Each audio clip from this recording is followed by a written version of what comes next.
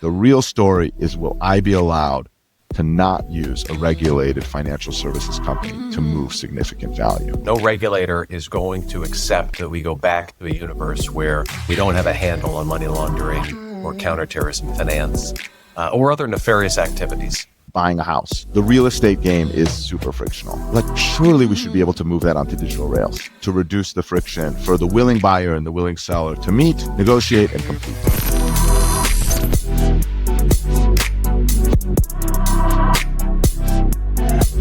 Welcome back to the Reimagine Ownership Podcast. I'm thrilled to be joined by my friend and a metaversal advisor, Itay Tuchman, today from London.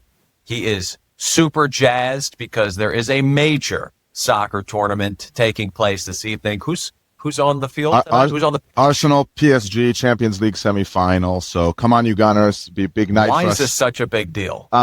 Big night. Big night. Well, first time in almost 20 years for Arsenal in the Champions League semifinal. I have more than one religion. You know, I am Jewish, but my football religion. I'm in North London, Gooner through and through. So me and 60,000 of my closest friends and my family, pray for us, Dan. Pray for us. Anyway, we'll kick off. Well, I guess we will pray. And so you haven't eaten. Haven't eaten. You haven't been sleeping, and you bring that enthusiasm right here to our pod today. Of course. So we were talking about rolling back the clock to the young Itay and your storied career in traditional finance. Fill us in a little bit, because that storyline is going to help get us to the term TomNext. Great. I mean, so Dan, I don't know about you. I think we're in the same age bracket, but I very much feel I have some grays here. You're here. I got plenty of hair, but I got grays here. I was very fortunate to come of age. And I mean this even before my professional career. So my parents, who are not finance people, let me keep $1,000 of my bar mitzvah money in the early 90s. And I took that $1,000 and opened an account with, I think at the time it was like Ameritrade or something predating Ameritrade, when the internet was like super nascent. And I don't know why, as a 13-year-old, I was obsessed with the idea of trading equities, writing options against high-flying internet stocks in the early and mid-90s. But I was doing all of that. And the start of my journey really focused on digitization. Like, without digital, there is no me, there is no Wall Street career for me. I wouldn't have met my wife, probably wouldn't have had my kids. And so I was very fortunate to come of age professionally and personally in the age of digitization, right? So it was the internet that really led that. So I didn't have to necessarily go to the Wall Street Journal and call a stockbroker. So post-uni, I started at Citibank in New York. I was lucky enough to move in the foreign exchange business, actually in what was then a kind of small part or backwater of the financial services or trading business, something called short-term interest rate trading, which is really things like foreign exchange swaps, things that if you read about the Mar-a-Lago Accord, you'll read about foreign exchange swaps. But these things were very, very unknown. It was everybody knew about stocks and maybe a few people knew about bonds, but the idea of being a short-term interest rate trader may have been one of the boring areas of trading. Fast forward into the crisis. You mean that's a straight jargon? I'll be honest. I was dorky kid from Minneapolis. So, any ladies would have picked me up rather than the other way around, because I didn't have the self-confidence back then to do much of that. But I was always into the quantitative side of financial services. We did some cool things. And then fast forward to the financial crisis. From being this kind of fringe, almost operational trading business related to foreign exchange and interest rates, we became the epicenter of the world of financial services. And I really mean that. What we did, the business that I ran for Citi at the time, short-term interest rate trading, was the only kind of liquid business that allowed banks and customers to fund themselves across borders. The CP market shut and was closed. So European banks couldn't issue commercial paper in the US and US dollars anymore.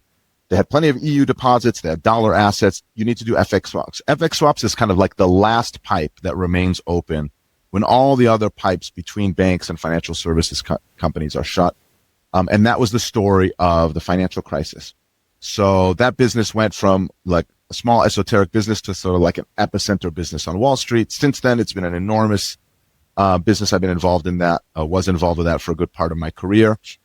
It's a really macro business. It's a business that really has to understand both liquidity, what central banks are doing, the demand for hedges. It's related to where interest rates are going. It's related to where FX is going. It's related to where the universe of the plumbing of financial services going, how payments work, how all these things work, right? And the biggest transaction in that business, a transaction which is probably the biggest and most important, in my opinion, financial transaction still of the world today, is what's known as a TomNext swap, which is where the name for my company came from. And a TomNext swap seems like a very simple transaction. I'll try to describe it to you in 5 seconds. Feel free to Wikipedia, Googlepedia, or ChatGPTpedia this if you're a listener.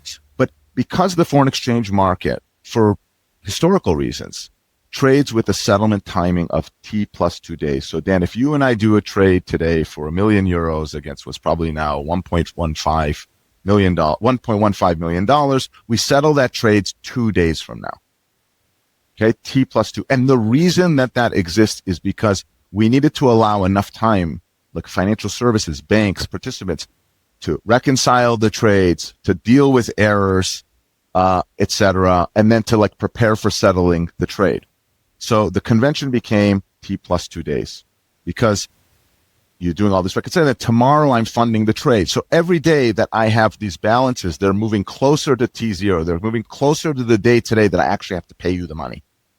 And in the FX industry, nobody actually wants to settle anything. What we want to do is to keep pushing that date into the future to, again, match our books. So the biggest liquidity trade between banks and also major financial services players, I'm talking about trillions a day, happens in a swap where we move foreign exchange balances from T+1 back to T+2. So that's a TomNext swap. Every day I'm taking my book to avoid it going to T0 to tomorrow, where I'm going to owe hundreds of billions of dollars to other counterparties that, frankly, I don't have. I have to fund. I'm rolling it back to T+2. That's known as a TomNext swap. It's one of the biggest financial transactions in the world. It is one of the transactions that is absolutely critical. If this market shut for whatever reason, we would all be eating worms and grubs. So this thing it's the plumbing. It's the essential plumbing. It's like the plumbing of the plumbing, right? It is like, okay, most people see the plumbing. And yet I can't help but think of Popeye and that character Wimpy, who always says, "I'll gladly pay you Tuesday for a hamburger today." I'll gladly pay you Tuesday for a hamburger today. That is how it works. Banks want to avoid, and this is where we dovetail into the crypto or blockchain conversation, atomic settlement conversation for you blockchain nerds, which is part of the issue with financial, with money overall, but also with securities overall, is the issue of settlement. Right. The reason this exists is because specifically we don't ever want to settle these balances. We want to avoid settling. We want to roll our position so we minimize the amount of settling that we have to do. We're always rolling our balances forward. Right. So that's a great analogy from Popeye. And it dovetails with what happens in the blockchain industry and what the point of all this is, which is ultimately the reason that's T+2, the reason there's all these inefficiencies, the reason that actually this is like super cumbersome and is expensive, because it's actually very difficult to settle safely. I'll give you an example, Dan. So let's say we did that transaction where I bought €1 million off of you, or let's make it even better. I bought $1 million Australian off of you, which is even better because of the time zones, right? And I owe you for that $1 million Australian, whatever the FX rate is now, let's call it 650K US. Okay. And we don't roll that transaction. So come T+2. So come, I guess today's a Tuesday. Come Thursday, I have to settle.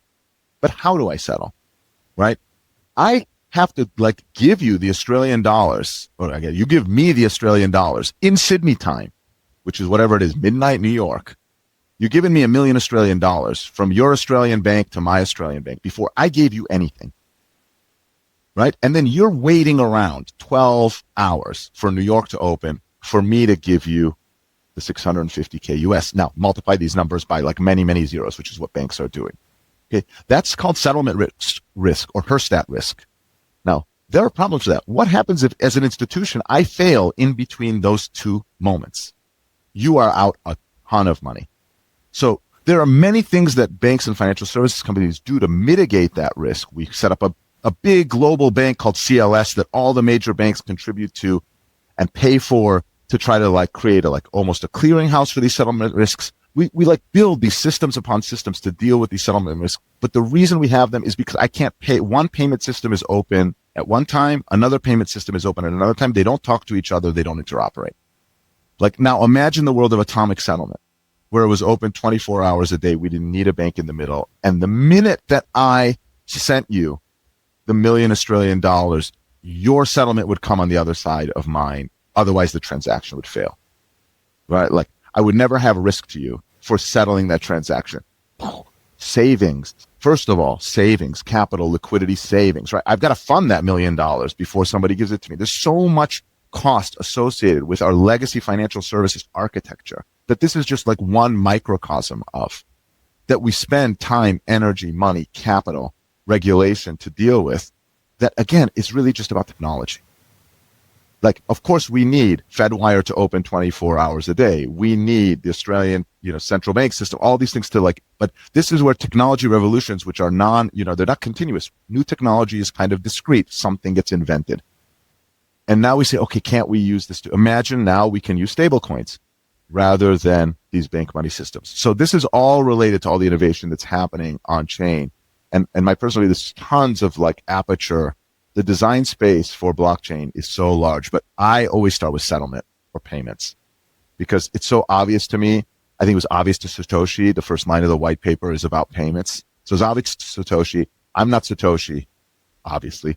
But it's very obvious to me that the payments use case, the settlement use case, the ability for us to exchange value algorithmically, formulaically, and at the same moment in time is a huge part of this evolution.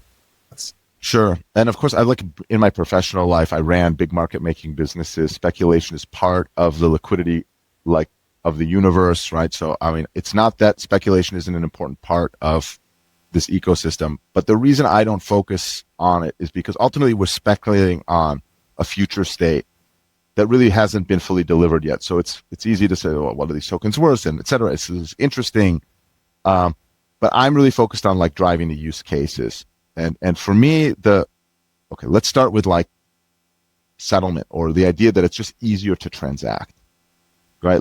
It's easier for me and you to exchange things of value. So I like to say, okay, what's difficult? Let's start with what's very difficult to exchange. There's two ways to think of it. You can take what's already pretty good and make it a little better.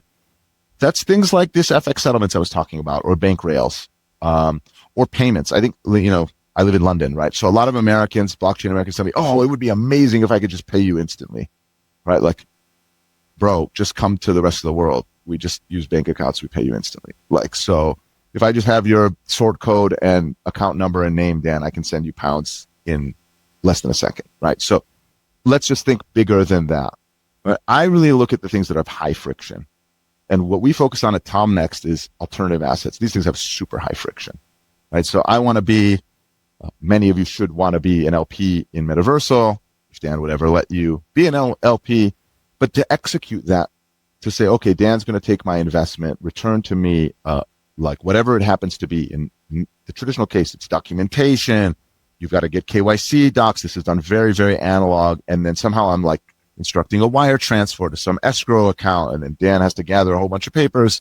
And then once the papers are all gathered and your lawyers are all happy, and this takes weeks and weeks and weeks, that money gets released to you, and I get back some kind of subscription document that's fully executed, etc. So cumbersome, right? When what we're really trying to do is to make that modern from a technology perspective.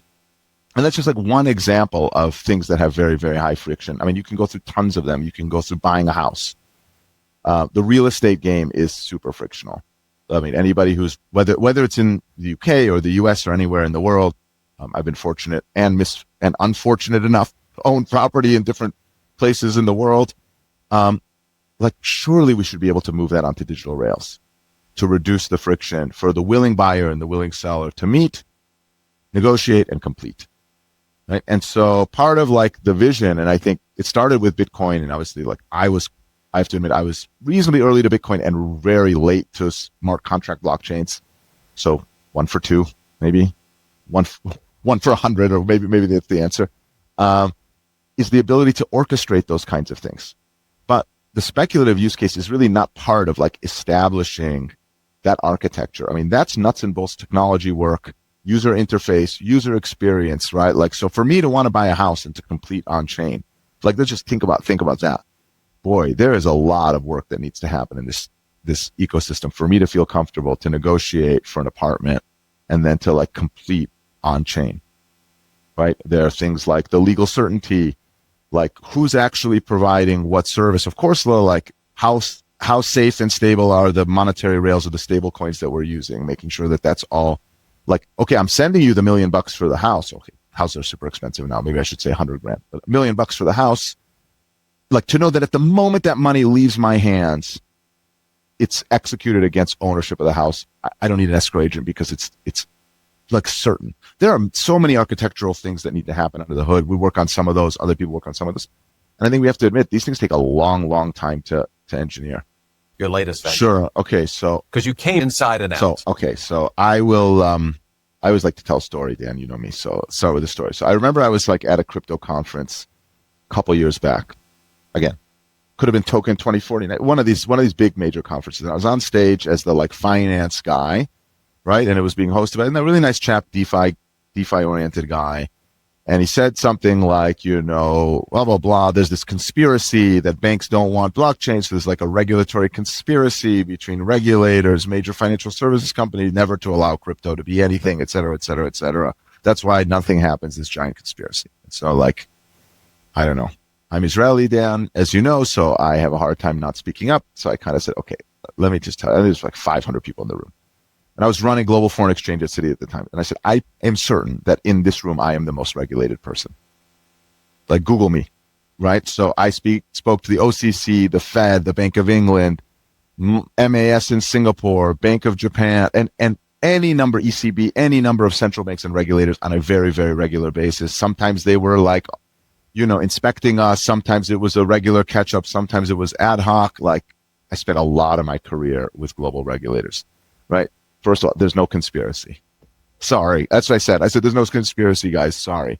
This technology is very disruptive, right? If you think of the incentive of the regulators, and we'll talk about the political change in the U.S. in a second. If you think about the incentive of a regulator, it's move very slow and don't break things. Right? If you think of the incentive of a VC or a startup founder or whatever, it's move fast and break things. These things are naturally in conflict because the cultural incentives are different. It's not that the regulators want to stifle innovation, but they don't want to deploy it until it is fully safe and sound and controllable. Because if something goes wrong, the taxpayer has their heads on a stake. Okay, so there's an incentive mismatch. These are smart people, by the way. There's also this like view that regulators, there's tons of regulators and they're not smart, and the crypto people and all these technology innovators are super smart. That's also like completely wrong. A lot of these people are super well educated. They read a lot. Some of them like played around with crypto in their spare time, etc. But so that's the first thing, which is like these things are naturally in conflict, right? Now, the second thing I will say is that you have global technology but local regulation. That's a big challenge. Like to your point, there are places, for example, in the Middle East, I would say Singapore, maybe also an interesting example of like a very more push forward. But remember, like these places don't have the same scale incumbent financial system that the United States does, or that Europe does, or the fragmentation across like 27 member states in Europe. So like these are different places, and they're trying to sort of like be a home for innovation. So the priority of being pro kind of in these two things that are conflicts have different trade-offs for a Dubai than it does for a Dallas or a New York. So, like, let's recognize that too, that we don't have a single global regulatory environment for anything, let alone a new technology. So that's also difficult because the technology is by definition borderless. So to answer like this long-winded, that's kind of the third point, which is like, we look at this as like an inevitability. Technology is inevitable. So the idea is that like better financial rails will continue to develop and happen because the technology is there for that to happen, and people will demand it because it's better for them, it's cheaper for them, it can be safe, right? And regulators will kind of like be a little behind the spear point of where the technology is because that's where they're supposed to be. And then you see what's happened in the US. And what's happened in the US, in my opinion, is like simple. It's basically the government saying, we're going to put our anchor in a different part of the trade-off between enabling this kind of like growth and development of something new, and making sure that nothing doesn't break in the back end, because there's no such thing as like, if you never want anything to ever break, then you never do anything differently, right? And that prioritization has moved, right? But there's still serious questions in every geography, the EU, US, UK, even in those frontier places, about what we do. For example, how do we like manage, I always like to say this in the Bitcoin context, right? So transactions monitoring. So Dan, if I'm like a terrorist or a sanctioned person, I can't send you money. Like the bank that I use will not allow, first of all, I shouldn't have a bank, shouldn't allow me as a customer. You certainly shouldn't be sending me money or whatever. Okay, that's done by gatekeepers in our system. So if we go to a decentralized system that has no gatekeepers or whatever, fine, right? As we all know, the Bitcoin network is censorship resistant, so you can't stop any trade. So you can't stop a terrorist like me sending, quotation marks for those watching, for sending you a few sats. Okay, but what happens, you can say that Dan, if you want to use those sats elsewhere, they've been sent by a sanctioned wallet, so now Dan has a problem. Simple. How many hops though? Okay, but if I have, Peter, Paul, Mary, Sue, Joe, Mike, and then Dan, how many hops do I have to have before that Bitcoin is considered like fine? Like in the cash system, in the like centralized financial system, if I send money to Mike, right, and Mike is totally no problem, whatever, and he mixes it with his assets, and then a month later he writes Dan a check for $1,000, there's no problem, right? Like that's one hop. In Bitcoin, what are we going to say? One hop, 6 hops, which I think was standard, 20 hops. I mean, these things, nobody knows the answer to these questions. Like we need governments to sort of opine, to say, this is the kinds of things you need to do before I'm going to put you on the hook, Dan, or Dan's wallet provider, or Dan's financial services provider, whoever it happens to be, is on the hook for these sorts of things. And these are judgments. They take time. It depends on how the universe develops. So I still think there's a lot of movement, but the good thing that's happening in the US, and the thing that I'm like really excited about as I'm American living overseas, is it's also pushing the rest of the world, right? So none of this happens in a vacuum, because ultimately, and I've seen this in my financial services life, the competition for financial services in terms of geographical weight is still ongoing in big scale. Like I remember when I started in my professional career, we used to have trading desks in Frankfurt, Paris, Madrid, Amsterdam, Lisbon. We had one in Greece, like in Athens, and they would all trade, right? Like, and then within a matter of a few years, like everything got centralized to London. Like the whole industry for Europe got centralized. Is that competition geographically part of what post-Brexit has happened? It's like all these countries trying to pull back financial services, right? So what's happened in the regulatory side with the Trump administration's, let's just say, pro-innovation stance is bigger than pro-crypto. It's kind of like pro-innovation stance. It's going to push the rest of the world to say, wait a second, the last thing we want is New York to eat our lunch. So let's get our house in order. Or to be seen as anti-innovation. Look, in the end, like you're either for it or you're against it. Where are you? I mean, I have a startup. We choose to headquarter in the UK. There's certain reasons for that. There were plenty of compelling reasons to go and headquarter in the US or elsewhere. And I'll say this very openly. Who knows? Like when we started, if like, I don't know, fast forward a year and the US has like the best regulatory environment, like these things are very competitive. And so I think there's a big story here. Could come knocking. I mean, I left Minnesota a long time ago, Dan, but that New York and me have had this love and not love affair for my whole life. So who knows? You're in Miami or Northern California. There's a lot of Austin. There's a lot of great places to serve. Yeah. At TomNext. So Dan, who should get most excited? So I will say this, and I really mean this. We're trying to solve one of the hardest problems in, call it, blockchain-based finance, or I don't know, like would use crypto, digital assets, whatever like phrase floats your boat, which is how do we get non-crypto native clients to buy traditional types of financial services products on chain? Right, so we're not trying to solve the how does a crypto treasury get access to yield-bearing stablecoins? Lots of great people solving that problem. Right, that's not easy, but I think it's less difficult than the problem is how do I get a family office in Frankfurt to go? You know what? Yeah, I will invest in private credit in this different new way, because even though I'm not a crypto OG, right, I'm not a degen in my spare time, right, like I'm not yield farming and airdrop farming, and my kids are not, convincing me every day to do that. I just want a better technology. I don't want to call a human being. I don't want to sign 20 papers, right? I want things in a digital format. And blockchain is the rail that we want to use for that. That's the problem we're trying to solve. So our client base, because we focus on alternatives, it's not because we don't love retail and we don't believe in democratization. It's because the law says alternative assets are the domain of accredited or professional or qualified, whatever words you want to call it in those jurisdictions. So we focus on that kind of segment, high net worth, family offices, multifamily offices, private banks, wealth management firms, right? So the wealthier end of the spectrum.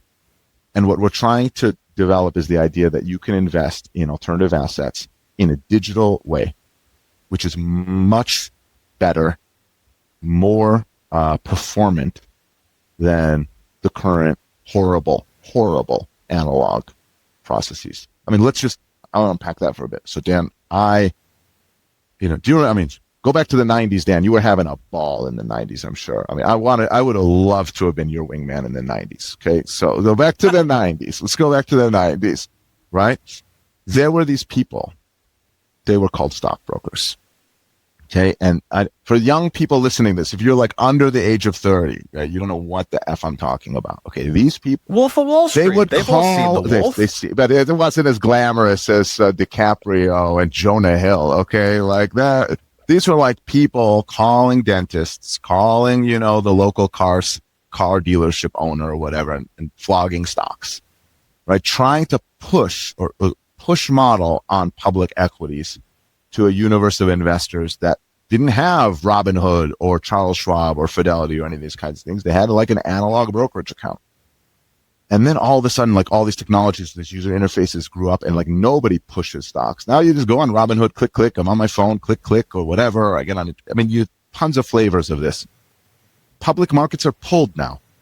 People go to a digital platform and they pull the things that they want to invest in and they click and they trade. Right? And then we have this universe of alternatives, which is still push, right? Like you have a placement agent, right? Like, or you have GPs who are like ringing, who do we know? Who should we focus on? What family? I'm going to go make a trip to like Geneva. Like, let's get a list of family offices. Let's try to push, right? And what I'm trying to say is like the digitization here is going to create a pull model of this universal alternative assets, which is no longer small. I mean, we're talking about an investment universe that's going to reach like $20 trillion worth of investable assets in the next few years. Alternatives, private credit, private equity, venture capital, real estate, debt and equity, commodities funds, hedge funds, all sorts of like what used to be called esoteric investment assets, which are now pretty mainstream.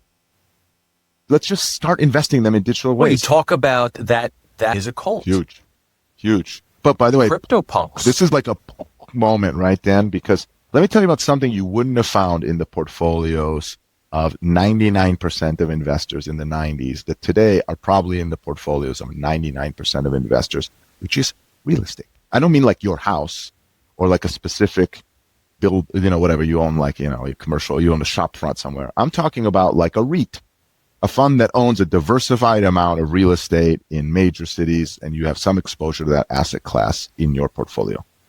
Before the REIT structure was invented and put on public exchanges, like my dad would never have had any real estate exposure. He had his house in Minnesota and the mortgage, so then that is probably his real estate equity. No exposure to like office market in Miami, which would have been a great thing to have invested in the 90s.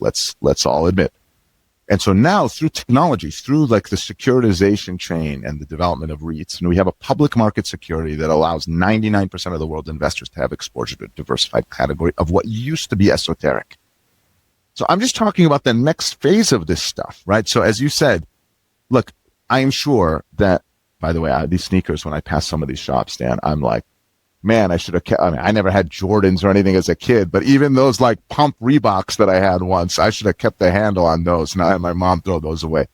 Like how would anyone who say, okay, like I want to have access to things, but I don't want to, like a young person as they're like in their 20s now might go to one of those shops, pay $500 for a shoe, put it in their closet, hope resell it for $1,000. When they reach your age or my age, Dan, they're thinking like they don't have the time to make those small things, or they're thinking bigger.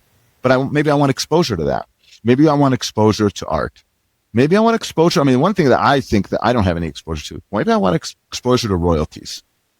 Like, I mean, everybody would love Taylor Swift's catalog, but there's a whole bunch of emerging artists who would love somebody to help them keep from starving in exchange for selling some part of their royalty stream if they make it. And they're just starting to blow up on TikTok. Like, we need technology. We need this technology to grow and develop to enable a vision that allows for that. And that is good for society and good for investors and good for the artists and the people who have cultural assets that they're willing to, I don't want to say sell, but share, allow investment in. And I think these things, like, again, like, we're just at the beginning of this whole thing. I mean, whether we're talking about NFTs or punks or whatever, I mean, these things are like the start of the start. Like, it's really, really. You mentioned how early we are, and you know that I agree. I often have that discussion with my family when they say, "Yeah, what inning are we in?" I'm like, "Yeah, I think we're just coming out of batting practice." I'm sorry to say it. I'm looking around to let you know if the first inning's underway, and we'll get you some 99% with who are sophisticated, who are upwardly mobile, still have very little exposure, and probably limited understanding of where this puck is headed. Like, they generally know that NFTs. Yours are nicer than mine for sure. So I mean, if there's an NFT for sale of Dan's watches, I'd rather have those than mine. But NFT, I think. Sorry, go ahead. Chief, finish. Collectibles. Yeah, I mean, I'm gonna say something spicy, as you know, Dan, and chimichurri. Look, one thing that makes blockchain unique in technology is that it's tradable from the moment the token exists on a blockchain, because it's natively transactable. That's the point, right? The point is, the minute that NFT is minted, I can buy it from you and I can sell it to someone else. Very few technologies have that as part of their core architecture. You can't buy or sell the internet when it was being developed at DARPA. And I think, in respect of this like moment of early, like, what is going on in the NFT space, that set us back a bit because it created a mania. And a mania obscures, like, people, when I tell my family, like, oh, if they ask them what's an NFT, they think cartoon JPEG, they think Bored Ape or whatever, or something 10 times worse that maybe I would have owned some at some point. But the reality is, like, NFTs is format, right? It's a format. So the speculative bit, which is unavoidable because the speculative enablement is native to blockchain architecture, has obscured, created this like big smoke screen, right? Like, and I think it's partly why we've gotten less development in that, like, those actual format driven use cases that have been delivered because the smoke screen and then shrunk, and then people are like, oh, see, that was a nothing. It's like, no, that was like not the story. So we have to admit, the like speculative bit, it brings people to the table, you know, number go up. I mean, for Bitcoin for sure, that's been part of the evolution of BTC as a meme, as an idea, and now as like a pretty anchored piece of financial value that kind of, I think it's way past exit velocity that this thing represents real store of value. In the NFT space, that smokescreen hasn't really done that. Number goes up, makes more people interested, brings more use cases yet. But the tech is... I liken creatives, sure. Finders. Wow. These hotter than... Well, I was walking with a friend of mine today. I mean, Dan, you're like reminding me. I was walking with a friend of mine today, this morning. Had a coffee and a walk in the sunshine. And it's London. So coffee, always, walk in the sunshine, almost never. And we're talking about like real estate in the UK and blah, blah, blah. This is a totally random conversation. And I said, listen, this is what I know about smart people in real estate. Follow the artists, follow the surfers, right? Like, and, you know, like, that's, you know, meatpacking districts, Soho, Tribeca, and then now, as you said, Bushwick, Dumbo, etc., right? Like, one way, London. Okay, when I first moved here like 20 years ago or whatever, right? Like, Shoreditch was not an area that you wanted to buy or live in, let alone Hoxton, let alone the further east you go. Now, boy, those prices are through the roof. The creatives bring the other creatives, which bring the techie and forward-thinking people who develop there, and then communities are built, right? And in the digital side, I think that you're right about that analogy, which is this experimentation. Okay, if 99% of the experimentation ends up looking like silly, it's still bringing people that are tomorrow's 100 examples, and only 95 will look silly, right? And then we have 5, 6, 7, then we have 10, then it starts, whoa, these people are really doing some really cool and interesting things, right? And I think that as we grow as a ecosystem and as a community, like, this will start to hit, and then like the hockey stick goes, right? Like, I think when you look at these hockey sticks of tech development, we always like look at these things, right? You forget that like what happens at first is this, part of the hockey stick is flat. Like, we don't really know how long a flat you need, but I do know that once it passes like a critical point where these things are developed and people are comfortable, and we haven't solved for those necessities 100% yet. For example, like, I don't know, it's hopefully getting better, but how many times on X do you read about very experienced crypto people getting rug pulled, getting hacked, losing their punk, losing their this, oh boy. I mean, if we were trying to grow the like Impressionism movement in the 19th century and on the like Parisian equivalent of X at the time, or Le Monde X or whatever it was, all you heard about is getting people's Monets snatched. You would be really, really reluctant to think about getting Monets into your portfolio. So, so I started in 2019. Well, I've always loved contemporary art. And I am by far from like a whale in contemporary art, Dan, but I lived in Japan for a long time. And so Japan contemporary was always my thing. I ended up meeting an artist. We ended up sponsoring his like exhibition in Australia named Tatsuo Miyajima, a super famous Japanese artist. And his canvas is LED number counters or LCD number counters, the things that go like 1, 2, 3, 4, 5, 6, 7, 8, 9, right? And he makes like these beautiful installations of number counters. And there was like an AI algorithm behind. I ended up buying a piece from him. He was super kind and generous. I still have to put it on my wall downstairs, and we have a new house. So I'm like reluctant. I need to, I don't know whether to like pay the outrageous art installers, but it's like super cool. I can just stare at it forever. So I love the idea of generative art. That was like my foray into generative art. Free NFT, free like all this AI explosion, right? And then in 2020, I started to see generative AI art, whether it was the stuff that was on art blocks or Refic stuff. I mean, you can see I'm like doing like, this is like a real background. It's not like a blue screen or anything, but there's like an Age of Data, great book on generative AI art.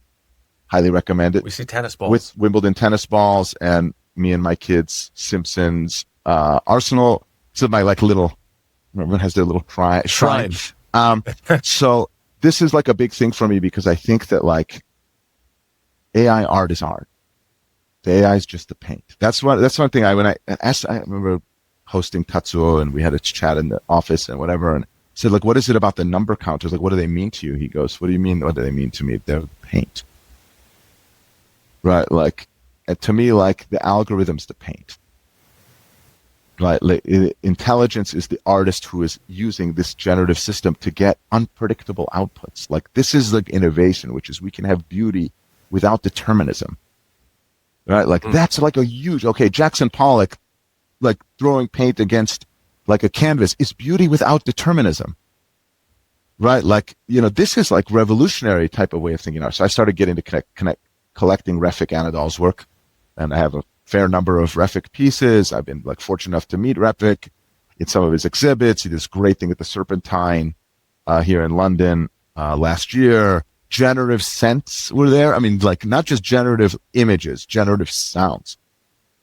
Guys, generative scents are senses being teased by an algorithm which says, this is what I think a forest smells like.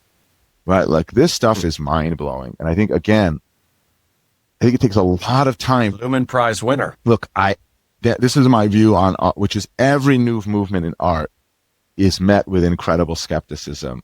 Right. And generative art is met with incredible skepticism. Let me tell you the two biggest gen art skeptics I know, my two kids, Oren and Bushi. Okay. Like my two teenage boys are they're AI generative skeptics in general. They love creativity. They're movie people. They love creating stuff. And they like, no, we need humans. We need humans. We need humans. Every great movement in art it starts with skepticism, impressionism, pop art, whatever you want to call it. No like the people are like, what are you Andy talking Warhol about? Was laughed out of the room. This is not art. When I hear this is not art, I go bing, right? Like, because that skepticism is what creates the healthy debate around what is aesthetics, what gives us joy, because art is really like what gives us joy from the aesthetic perspective. So I collect generative art.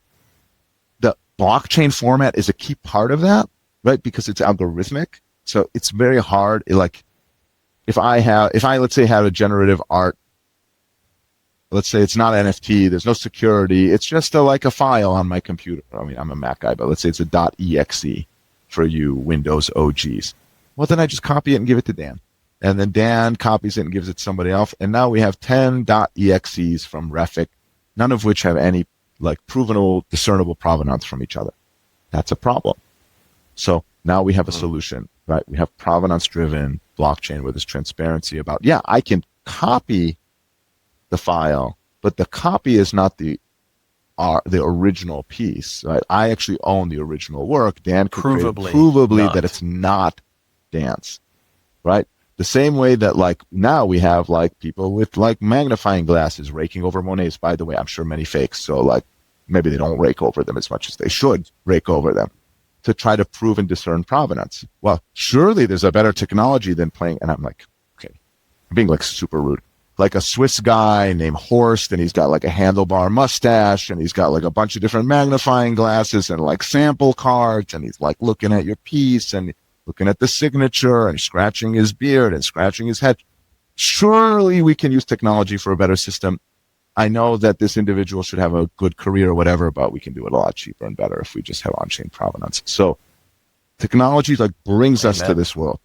Borrowing. Sure. Okay. So against some of those digital assets. Look, great point. So, you know, at the moment, a lot of things that we own, not just, you know, digital assets, are like hard. They're just not they're credit worthy. There's a big difference between something that's credit worthy and something you can borrow against. Like credit worthy means like a rational, reasonable person would lend you money at a reasonable rate of interest against it based on the attributes of that asset. Borrowable means, and then operationally I can do all of it and actually somebody is going to give me the money, right? And so I think that for me, part of the challenge is to make sure that operationally these things are all like legit, right? So for me, like what would I fear? Like putting one of my valuable artworks in a DeFi pool and not knowing that one day there's some like mark on OpenSea and I happen to be on an airplane and I miss my like, you need to top up liquidity or you're going to lose this really cool piece of work is a non-starter, right? Like, so lending against a liquid mark-to-market asset, like the kind of way we lend against crypto, does not work for things that are supposed to have more stable long-term value. It works when you're lending against a hyper-volatile crypto asset, caveat emptor. It doesn't work if I want to lend a Monet just because there's some auction in Belarus that printed a number that was low and now I lost my Monet. You know, like, sorry, that cannot work. So I want to see stable, and we want more long-term loans. Somebody has to say, okay, I want to lend you money. You don't have to look at the mark-to-market every day, but I'm going to lend you money for 6 months. That's okay. Mm-hmm. So that's good. Two, like the interest rate has to be reasonable. And this is like the dirty secret of the art lending world. Interest rates on paintings and major pieces of art are actually super low. Like if you want to borrow against a Monet, you would be shocked at how low an interest rate you pay against a Monet, right? Like you're not paying, 20% per annum. No, you're paying single digits, right? Because the Monet has provenance security. It's been in the market for a long time. People know that there's a universe of people that would buy that Monet if it was on 10% discount or 15% discount, even in a crisis scenario, right? We need that same thing to happen. So we need longer length of time to happen so that we have observability, value stability in the kind of like digital art space. And for a small number, which I know is Metaversal's like sweet spot of those things, the punks, like the really like the Sam Spratz, the works that are like really recognized as like leading, you get some of that, you understand like CryptoPunks have a base bid, right? Like, and it kind of moves around, but like the price of a punk's not going to drop 90% overnight. And so that's come to some part of the world, but we need that to more of the world. We need more collectors. So we need the art galleries to establish these kinds of floors too. I was really pleased to see this like giant Refic in the MoMA and to know that the MoMA is collecting these kinds of works. I mean, they bring culture forward. So I need to see all those things. And then, okay, safe and secure way, people I trust, right? Like whether the architecture is trustless or not, forget for a second. It's the gateway to that architecture that I talk about. Like who my art lender is going to be a person or a company. I'm going to look them in the face like Dan. I'm going to say, Dan, great. The fact that you use technology to manage this is great too, but like you're going to be my lender. I'm happy with that. Look. And that's a very important point because when we think about trustless systems, when we think about peer-to-peer, and again, I go back to my older brother, Oh, look, that and you don't invest. Look, that is how by the way, every service provision has worked in every kind of context, blockchain or otherwise. But I mean, and I'll credit my good friend, I have a good friend named Omid. You can look him up. Omid's a professor at Columbia, Omid Malikan. He's written a couple of books on blockchain. The last one he calls Re-Architecting Trust. I've taken his thought bubble and I'm going to re-express it this way. This is kind of like the way I express it, which is the total amount of trust required for me to get to the point where I am like borrowing against my art actually doesn't change based on technology. We just re-architect where it has to live. So if I have 8 gatekeepers, each one is regulated by like the SEC in the process, etc. Like the first person, I don't have to trust that much because there's like 8 gatekeepers, right? Like so, but the total amount of trust is split between those 8. If we use blockchain to take out the 6 in the middle, saving a ton of cost because we use trustless architecture, it means the 2 on the edges have to have more trust. Because once I'm in through that first gatekeeper, I can't control through like suing anybody or whatever the like trust requirement in the middle. So the trust on the edges goes up. Crypto is like that. I say this about crypto all the time. Without Coinbase, Kraken, what a Binance, these like really trusted gate. By the way, that's why FTX was such a huge like disaster because it destroyed the trust in the gatekeeper, right? Like the blockchain, the Bitcoin was making blocks. Right? Like all along, FTX goes down, Bitcoin's still making blocks, right? Like, so the trust in the gatekeepers has to go up. And the trust in the edges in what you're describing, Dan, is huge. And that's where Metaversal is like a huge winner because you have a brand, you've been doing it for a long. What creates that trust? How would I know to pick which company to go to orchestrate my art loan? Well, do they understand NFTs? Do they understand digital art? Do they understand pricing? Do they understand like what other loans have happened, right? Have they managed to like actually collect on a default? Like how do these things all work? And because Metaversal has been in that space for almost longer than anybody, right? That trust grows and grows and grows. And so for me, like that's why I'm so wildly bullish, Dan, on that opportunity, because actually it's the human trust, the trust in the organization, in the people, in the fact that there's a Dan Schmerin, not like a OX with, 19 characters that you've never heard of or whatever, who's there saying, there's this universe of trustlessness that's going to reduce costs and improve the outcomes. Here, it'll give you cheaper loans. It'll make things like more efficient, et cetera. But I'm your gatekeeper to that universe trust that we have been there for a long time. We know how to do all of this.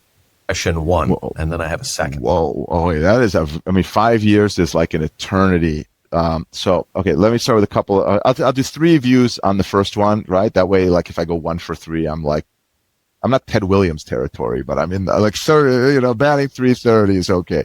So I'll do 3 predictions. Right. Number 1, like Bitcoin will become a very well-established neutral reserve asset across lots of places in the way that gold is established. Central banks buy it, hold it. It's not going to be a payment, peer-to-peer payment system. I'm not going to pay you, Dan, in Bitcoin, right? But people will hold it as like an agreed stored of value asset, which is kind of like where this has gone so far. And I think we've reached enough escape velocity that we're getting there. And I think that's I'm giving you like a pretty easy prediction. So like kind of hopefully guaranteeing myself at least a seat on the podium batting 330. The second prediction is a little bit more spicy, which is there is not one chain to rule them all. We're going to be living in a universe of hyper-fragmented blockchains for the next 5 years. Right. It is unlikely, in my opinion, that all of a sudden we all just wake up one day and go, you know what, let's just use ETH. No. There are many great blockchain architectures out there. And again, like I think it's a ledger, it's a performant digital ledger and blockchain. There are going to be winners, there are going to be ones that are less winners, but there are going to be multiple winners. So we're going to live in a universe of fragmented blockchain. So one piece of art is going to be minted on Solana. There'll be another piece of art or whatever money that's on an Avalanche subnet or whatever, or something else on Stellar or this, that, or the other thing, or one of the many others. And we're going to live with that fragmentation because we're going to figure out, not through what I would call bridging and like adding operational risk, but there will be people who are intermediate across those ledgers for small fees, right? The universe will live in, it's like, think of the world of Circle kind of minting and burning USDC on different chains and taking a small fee. There's going to be a lot of that going on in a lot of different things, not just USDC. So, let's just strap in for the idea that we're in not a multi-chain world, but a multi-chain world. because For you have to have it. to help you navigate. You have to have it. You have to have it, right? Like you're in the Tower of Babel. You need an interpreter, so that's maybe the second prediction I will make. But the third prediction I will make is that, and this is kind of like, okay, my 2030. So I like good thing. First one was kind of good thing. Second one was kind of like, okay, we can deal with it. Like the third thing I'm going to say is the hardest thing. This is where I'm going to predict the real battle, the real regulatory battle, the real spicy point, the real point where philosophy, freedom, I tend to be a libertarian type person. It's that all these things intersect will be, and people have said this a few times in the past, and we keep forgetting it will be unhosted wallets. That's the real story, folks, in the regulatory side of things. The real story is, will I be allowed to not use a regulated financial services company to move significant value? Right? Like, unhosted wallets have been sitting there. This question of like, okay, but what do we do about the fact that I could have a ledger or whatever, next version of a ledger or whatever, that has never been like connected to a regulated company. It isn't tied to my identity or whatever, and I can move value with it. That's what like keeps the regulators scared at night about enabling a large part of this ecosystem. The hosted wallets, the idea that you go to a Coinbase or a JP Morgan, right, or a Metaversal, and like your wallet's there and they're a gatekeeper and they provide you all this trust.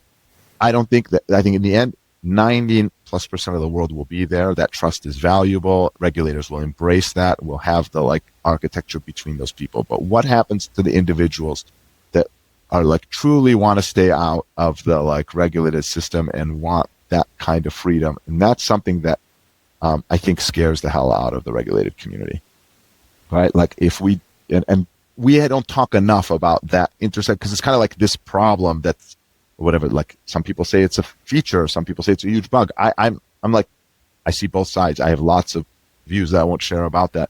But like, if I can move $20 million like this to someone anywhere in the world without ever touching anyone who's regulated in a completely anonymous way, boy, that's going to keep a lot of folks up at night. That work for, security apparatuses, governments. That's a huge issue. And I think that in 5 years, that will be the predominant issue that we will be grappling with in the crypto community. Okay, that's my like spicy take. Having started my career working on those very issues, I can second that because it just isn't going to fly. No regulator is going to accept that we go back to a universe. Right. Diminished. So, okay, 60 seconds. First, Bitcoin is unique. It has no competitors in its value proposition. That's why it is where it is. Okay.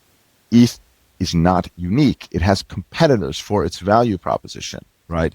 With different ways of architecting technologically, community, whatever, to sort of like be that smart contract layer. ETH has chosen this kind of like L1, L2, L3 architecture, right? Like in the reality is ETH doesn't have like a foundation that's like sitting around in the same, it has a foundation, but in a different kind of way than some of the others that try to generate that kind of community. And then there's this whole theory that like most of this stuff will happen way up here, and like a base layer will only have those like big trades or whatever. So where's the value accrual going to be? So to me, like that's part of why the like gloss a little bit's fallen off of ETH, and some of its ETH competitors have grown in L1 space because it's easier to sort of like measure out. There's only one chain or whatever. There's only one base layer. That's where all the activity is going to be. We're just going to build this hyper performant L1, etc. My suspicion, right? So this is my view. Right? It might be totally wrong. ETH isn't money. Right? Like a Bitcoin is some kind of money. It's some kind of like, I think there was a book written that I really enjoyed that a friend of mine put me onto called Resistance Money. Look it up. I think it's a really good way of describing what Bitcoin is. It's resistance money. I don't believe ETH is money, right? Like ETH is more like petrol or oil or whatever, and it has competitors, natural gas, oil, natural gas, coal, blah, blah. It has competitors, right? Like, and so I think ETH is just like struggling with its competition, right? In the end, like there's a certain bucket, more and more competitors coming in.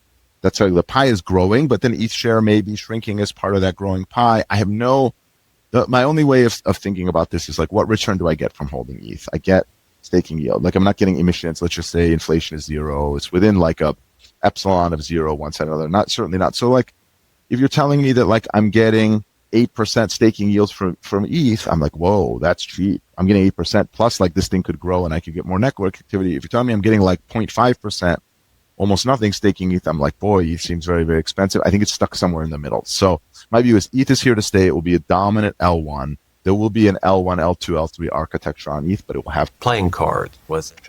Dan, what an awesome question, because I can tell you for me, it was the 1986 Topps full set NFL football cards, which I think had, if I'm not wrong, the Jerry Rice rookie card in it and a couple of others. I was a football card. So 1986, I was 8. My brother was 11.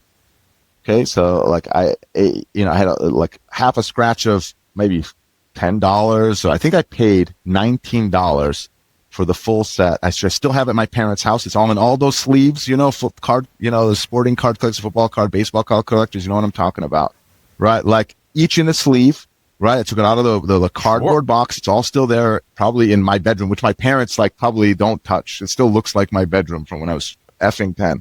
Mom and dad, you can get rid of my room and turn it into like something nicer. Okay, no problem. But I remember two things. One is the idea of owning that. Like, and these are collectibles. Collectibles is, I think, for young people, the first thing that they really get excited about owning. My kids collect these things called, Blu-ray. Well, they collect a certain kind of Blu-ray. They collect something called the Criterion Collection, which is like the Louis Vuitton of DVDs or Blu-rays. Okay, collectibles, I think, always brings young people into the idea of ownership. Right, so I had those football cards, but then I want to like make another edge. What made me even more excited, and this I look back, was there was this magazine that used to come out once a month, and it would give you a price or a value on all those cards. Like I forget the name of the magazines. Somebody will remind. Beckett. You get this magazine. You remember, Dan? You remember, and you like go through. Of course, like there was like generic, like football players that like never did anything, and then you get to the like Jerry Rice rookie card or whatever, and it would have like a real value, and we watch it change month to month. And this, I think, is where the speculation, the heart, it all comes together, which is I never once sold one of my football cards to one of these football card shops. But if a friend of mine got that Beckett, I would be like all over it, because we like to enjoy seeing the values go up and down. It's parts that brings people to the table. So for me, like it was football cards.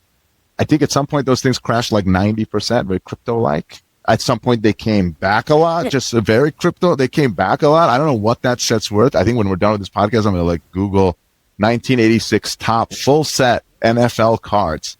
That's the first thing I remember to own. Cost me $19. Yes, and you're right. Hundreds, thousands of them.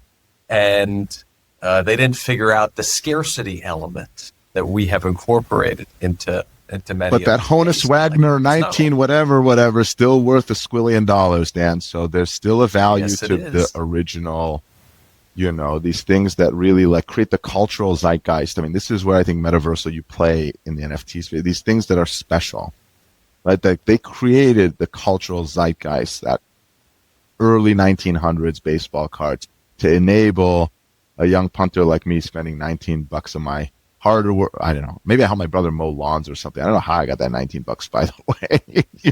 I didn't take it from your wallet, Dad. To have enough money to buy that set. But these are like the cultural propagation, and then like lessons are learned, because look at the shoe industry. They don't mass produce these special seekers. They've figured out that like scarcity is important. Thank you for taking time ahead of tonight's big matchup. And it's always yeah, thanks so much. Come on, you Gunners, tonight. And by the time anybody sees this, the match will be long over. But Dan, as always, thanks for your friendship. And like, I wish, of course, all of my friends in Metaversal, like, up and to the right.